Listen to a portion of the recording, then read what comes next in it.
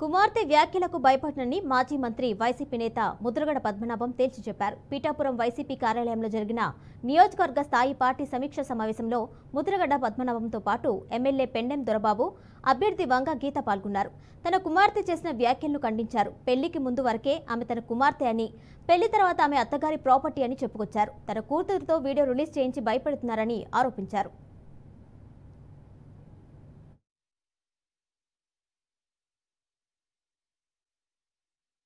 పవన్ గారి party Janasena party అని చెప్పేసి నా కూతురు చేత చిన్న వీడియో రిలీజ్ చేశారండి.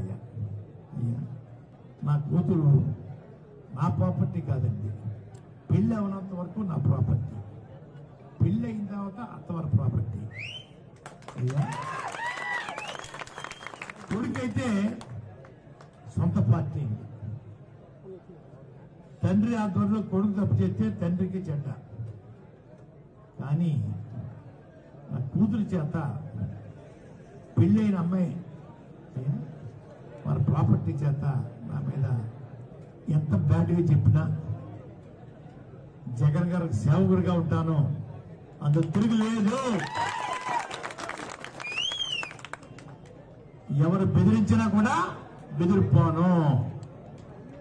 పార్టీలో చేరాను, పక్క చూపు చూడటం నాకు చేత కాదు. కూతురు చేత, ఈకుడి చేత, ఈకుడి కుటుంబం చేత తిట్టించిన కూడా లెక్క చేయను. ఎవరో మహానుభావుడు చిచ్చు పెట్టినకి ఆలోచన చేశారు. చిచ్చు పెట్టిన వారు ఎంత హ్యాపీగా ఉంటారో నేను నా కళ్ళతో చూస్తాను. అయ్యా ఈ చిచ్చు పెట్టి గుణం ఉన్న మనిషి ఎప్పుడు ఎదుగుదలకు రారు.